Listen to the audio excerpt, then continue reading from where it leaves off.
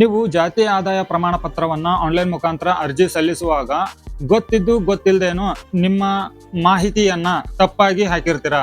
ಅದು ನಿಮ್ಮ ಹೆಸರಾಗಿರ್ಬೋದು, ಮನೆ ವಿಳಾಸ ಆಗಿರ್ಬೋದು, ನಿಮ್ಮ ಜಾತಿ ಆಗಿರ್ಬೋದು. ಈ ಮಾಹಿತಿಗಳನ್ನ ನೀವು ತಪ್ಪಾಗಿ ಹಾಕಿದ್ರೆ, ಒಂದು ವೇಳೆ ನೀವೇನಾದ್ರೂ ಸರ್ಕಾರಿ ನೌಕರಿಗೆ ಅರ್ಜಿಯನ್ನ ಸಲ್ಲಿಸುವಾಗ ನೀವು ಹಾಕಿರುವಂತ ಜಾತಿ ಪ್ರಮಾಣ ಪತ್ರದಲ್ಲಿರುವ ಮಾಹಿತಿ ತಪ್ಪಾಗಿದ್ರೆ ನೀವು ಆಯ್ಕೆ ಮಾಡ್ಕೊಳ್ಳುವಂತ ಆಪ್ಷನ್ ಕೂಡ ಸರಿಯಾಗಿ ಆಗೋದಿಲ್ಲ. ಆ ಸಮಯದಲ್ಲಿ ನಿಮ್ಗೆ ನೌಕರಿ ಬರುವಂತ ಚಾನ್ಸಸ್ ಕೂಡ ವೆರಿಫಿಕೇಶನ್ ದಲ್ಲಿ ತಪ್ಪಿ ಹೋಗುತ್ತೆ. ಸೊ ಈ ತರ ಒಂದು ಸಮಸ್ಯೆಗಳು ನೌಕರಿದಷ್ಟೇ ಅಲ್ಲ, ಇನ್ನು ಉಳಿದ ಯಾವುದೇ ಒಂದು ಜಾತಿ ಪ್ರಮಾಣ ಪತ್ರದ ಅವಶ್ಯಕತೆ ಯಾವೆಲ್ಲ ವಿಭಾಗದಲ್ಲಿ ಬೀಳುತ್ತೋ ಆ ಒಂದು ವಿಭಾಗದಲ್ಲಿ ನಿಮ್ಗೆ ತೊಂದರೆ ಆಗ್ಬೋದು.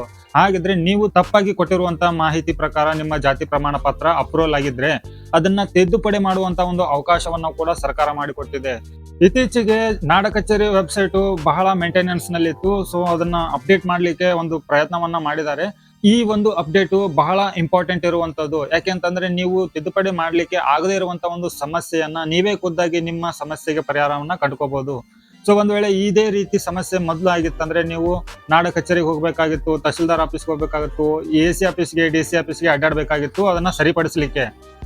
ಸೊ ಇವಾಗ ನಿಮ್ಮ ಒಂದು ತಪ್ಪು ಮಾಹಿತಿಯನ್ನ ನೀವೇ ಆನ್ಲೈನ್ ಮುಖಾಂತರ ಸರಿಪಡಿಸಿಕೊಳ್ಳುವಂತ ಒಂದು ವಿಧಾನವನ್ನ ನಾನು ನಿಮ್ಗೆ ಇವತ್ತಿನ ಈ ಒಂದು ವಿಡಿಯೋದಲ್ಲಿ ತಿಳಿಸ್ಕೊಡ್ತಾ ಇದ್ದೇನೆ. ವಿಡಿಯೋ ಬಹಳ ಇನ್ಫಾರ್ಮೇಟಿವ್ ಆಗಿರುತ್ತೆ. ವಿಡಿಯೋನ ಪೂರ್ತಿಯಾಗಿ ನೋಡಿ. ಚಾನಲ್ಗೆ ಯಾರೆಲ್ಲ ಹೊಸಬರು ಇದ್ರೋ ಚಾನಲ್ಗೆ ತಪ್ಪದೇನ ಸಬ್ಸ್ಕ್ರೈಬ್ ಮಾಡ್ಕೊಳ್ಳಿ. ಇದೇ ತರ ಉಪಯುಕ್ತ ಮಾಹಿತಿಗಳು ನಿಮ್ಗೆ ನಿರಂತರವಾಗಿ ನೋಟಿಫಿಕೇಶನ್ ಬರ್ತಾ ಇರುತ್ತೆ.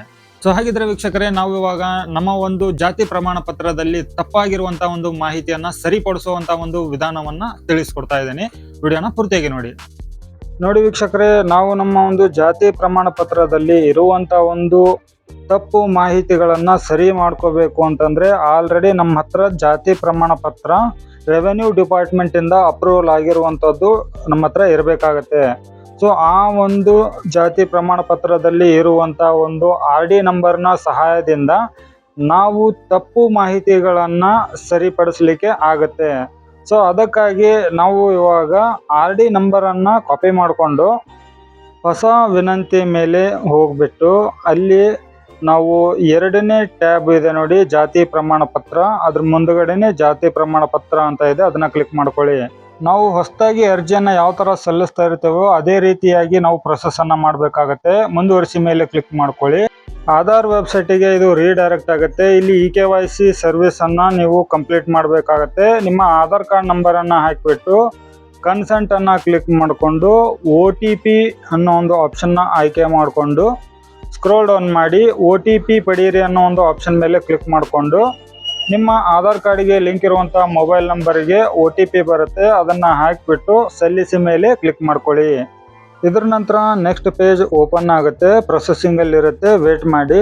ಇವಾಗ ನೋಡಿ, ನಾವು ಇಲ್ಲಿ ನಮ್ಮ ಒಂದು RD ನಂಬರ್ನ ಸಹಾಯದಿಂದ ನಮ್ಮ ಜಾತಿ ಪ್ರಮಾಣ ಪತ್ರದ ಸಂಪೂರ್ಣ ಮಾಹಿತಿ ಇಲ್ಲಿ ನಿಮಗೆ ಡಿಸ್ಪ್ಲೇ ಆಗ್ತಾ ಇರುತ್ತೆ. ಸೊ ನಾವಿವಾಗ ನಮ್ಮ ಒಂದು ಜಾತಿ ಪ್ರಮಾಣ ಪತ್ರದಲ್ಲಿ ಜಾತಿ ಆಗಿರ್ಬೋದು ಅಥವಾ ಹೆಸರಾಗಿರ್ಬೋದು ಅಥವಾ ವಿಳಾಸವಾಗಿರ್ಬೋದು ಅದನ್ನ ತಿದ್ದುಪಡಿ ಮಾಡ್ಕೋಬೇಕು ಅಂತಂದ್ರೆ ಅಲ್ಲಿ ಕಾಣ್ತಾ ಇರುವಂತ ಒಂದು RD ನಂಬರ್ನ ಮುಂದೆ ಚೆಕ್ ಮಾರ್ಕ್ ಇದೆ ನೋಡಿ, ಅದನ್ನ ಟಿಕ್ ಹಾಕೊಳ್ಳಿ. ಇದರ ನಂತರ ಪೂರ್ವ ವೀಕ್ಷಣೆ ಅಂತ ಒಂದು ಆಪ್ಷನ್ ಇದೆ, ಅದನ್ನ ಕ್ಲಿಕ್ ಮಾಡ್ಕೊಳ್ಳಿ. ಇದರ ನಂತರ ನಿಮ್ಮ ಒಂದು ಜಾತಿ ಪ್ರಮಾಣ ಪತ್ರ ಇಲ್ಲಿ ಡ್ರಾಫ್ಟ್ ಕಾಪಿ ಪ್ರಿವ್ಯೂ ಆಗುತ್ತೆ. ಸೊ ನಿಮ್ಮ ಜಾತಿ ಪ್ರಮಾಣ ಪತ್ರದಲ್ಲಿ ಏನು ತಿದ್ದುಪಡಿ ಮಾಡಬೇಕು ಅನ್ನೋದನ್ನ ಕೂಡ ನಾನು ನಿಮಗೆ ತಿಳಿಸ್ಕೊಡ್ತೇನೆ. ಇದನ್ನ ಕ್ಲೋಸ್ ಮಾಡಿ ಟ್ಯಾಬ್ ಅನ್ನ. ಇದರ ನಂತರ ಇಲ್ಲಿ ಕೆಳಗಡೆ ನಿಮಗೆ 2 ಆಪ್ಷನ್ಗಳು ಬಂದಿದೆ. ನನ್ನ ಎಲ್ಲ ಮಾಹಿತಿ ಸರಿಯಾಗಿದೆ ಅಂತ ಹೇಳಿ ಒಂದು ಆಪ್ಷನ್ ಇದೆ. ಈ ಎಲ್ಲ ನಿಮ್ಮ ಮಾಹಿತಿ ಸರಿಯಾಗಿತ್ತು ಅಂದ್ರೆ ನೀವು ಜಾತಿ ಪ್ರಮಾಣ ಪತ್ರವನ್ನ ಇಲ್ಲಿಂದ ಪೇಮೆಂಟ್ ಮಾಡಿಬಿಟ್ಟು ಡೌನ್ಲೋಡ್ ಮಾಡ್ಕೋಬಹುದು. ಸೊ ಅದರ ಕೆಳಗಡೆ 2ನೇ ಆಪ್ಷನ್ ಇದೆ ನೋಡಿ, ತಿದ್ದುಪಡಿ ಬೇಕು ಅಂತ ಹೇಳಿ. ಸೊ ಅದ್ರ ಮುಂದ್ಗಡೆ ಡ್ರಾಪ್ ಡೌನ್ ಬಾಕ್ಸ್ ಇದೆ, ಅದನ್ನ ಕ್ಲಿಕ್ ಮಾಡ್ಕೊಳ್ಳಿ. ಇಲ್ಲಿ ನಿಮ್ಗೆ 3 ಆಪ್ಷನ್ ತೋರಿಸ್ತಾ ಇದೆ, ಹೆಸರು ಬದಲಾವಣೆ, ವಿಳಾಸ ಬದಲಾವಣೆ, ಫೋಟೋ ಬದಲಾವಣೆ. ಸೊ ಈ 3 ಅಷ್ಟೇ ಅಲ್ಲ, ಇದಿನ್ನೂ ಈ ವೆಬ್ಸೈಟು ಇನ್ನೂ ಪೂರ್ತಿಯಾಗಿ ಪೂರ್ಣಗೊಂಡಿಲ್ಲ, ಪೂರ್ತಿಯಾಗಿ ಇನ್ನೂ ಅಪ್ಡೇಟ್ ಆಗಿಲ್ಲ. ಇನ್ನೂ ಕೆಲವೊಂದಿಷ್ಟು ತಿದ್ದುಪಡಿಗಳ ಹೆಸರನ್ನ ಈ ಒಂದು ಲಿಸ್ಟ್ನಲ್ಲಿ ಸೇರ್ಪಡೆ ಮಾಡುವಂಥದ್ದು ಕೂಡ ಇದೆ. ಈ ಒಂದು ವೆಬ್ಸೈಟ್ ಇವಾಗ ಟೆಸ್ಟಿಂಗ್ ನಲ್ಲಿ ಇರುತ್ತೆ ಅಂತ ಅನ್ಕೊಂಡಿದ್ದೀನಿ.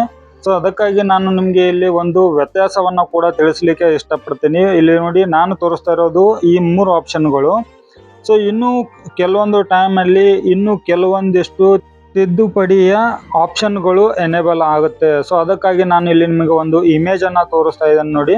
ಆ ಒಂದು ಇಮೇಜಿನ ಪ್ರಕಾರ ನಾನು ಅನ್ಕೊಂಡಿರೋ ಪ್ರಕಾರ ಈ ವೆಬ್ಸೈಟು ನಾಡ ಕಚೇರಿದು ಇನ್ನೂ ಪೂರ್ತಿಯಾಗಿ ಅಪ್ಡೇಟ್ ಆಗಿಲ್ಲ. ಸೊ ಇವಾಗ ಸದ್ಯದಲ್ಲಿ ಯಾರು ಇನ್ನೂ ನಿಮ್ಮ ಜಾತಿ ಪ್ರಮಾಣ ಪತ್ರವನ್ನ ತಿದ್ದುಪಡಿ ಮಾಡ್ಕೋಬೇಡಿ. ಯಾಕೆ ಅಂತಂದ್ರೆ ಈ ಒಂದು ಪೋರ್ಟಲ್ನಲ್ಲಿ ಇನ್ನೂ ಯಾವ ಎಲ್ಲ ಬೇರೆ ಅಪ್ಡೇಟ್ಗಳು ಆಗುತ್ತೆ ಅನ್ನೋದಕ್ಕಾಗಿ ನಾನು ನಿಮಗೆ ಈ ಒಂದು ಸಜೆಷನ್ ಅನ್ನ ಕೊಡ್ತಾ ಇದ್ದೀನಿ. ಸೊ ಒಂದ್ ವೇಳೆ ನೀವೇನಾದ್ರೂ ತಪ್ಪಾಗಿ ತಿದ್ದುಪಡಿ ಮಾಡ್ಕೊಂಡ್ರೆ ಮತ್ತೆ ಅವಾಗ ಇನ್ನೂ ಒಂದ್ಸತಿ ತಿದ್ದುಪಡಿ ಮಾಡ್ಕೊಳ್ಳಿಕ್ಕೆ ಅವಕಾಶನೇ ಇಲ್ಲ ಅಂದಾಗ ಸೊ ಮತ್ತೇನಾದ್ರೂ ಸಮಸ್ಯೆಗಳು ಎದುರಾಗುತ್ತೆ. ಸೊ ಆ ಒಂದು ಉದ್ದೇಶಕ್ಕಾಗಿ ನಾನು ನಿಮ್ಗೆ ಹೇಳ್ತಾ ಇದ್ದೇನೆ, ಈ ಒಂದು ಅಪ್ಡೇಟು ಬರೀ ನಿಮ್ಮ ಒಂದು ಎಜುಕೇಶನ್ ಪರ್ಪಸ್ಗಾಗಿ. ಸೊ ಈ ಒಂದು ಮಾಹಿತಿಯನ್ನ ನೀವು ತಿಳ್ಕೊಂಡು ಮುನ್ನೆಚ್ಚರಿಕೆಯಿಂದ ನಿಮ್ಮ ಒಂದು ಜಾತಿ ಪ್ರಮಾಣ ಪತ್ರ ತಿದ್ದುಪಡಿ ಮಾಡ್ಕೊಳ್ಳುವಲ್ಲಿ ಸರಿಯಾಗಿ ತಿದ್ದುಪಡಿ ಮಾಡ್ಕೊಳ್ಳಿ. ಸೊ ವೀಕ್ಷಕರೇ, ಈ ಮಾಹಿತಿ ತಮಗೆ ಉಪಯೋಗ ಆಗಿದ್ರೆ ವಿಡಿಯೋಗೆ ಒಂದು ಲೈಕ್ ಕೊಟ್ಟು ಚಾನಲ್ಗೆ ಸಬ್ಸ್ಕ್ರೈಬ್ ಮಾಡಿ. ಮತ್ತೆ ಹೊಸ ಮಾಹಿತಿಯೊಂದಿಗೆ ನಿಮಗೆ ಲೈವ್ ಆಗಿ ಅಪ್ಡೇಟ್ ಅನ್ನ ತಿಳಿಸ್ಕೊಡ್ತೇನೆ. ಅಲ್ಲಿವರೆಗೂ ಜೈ ಹಿಂದ್.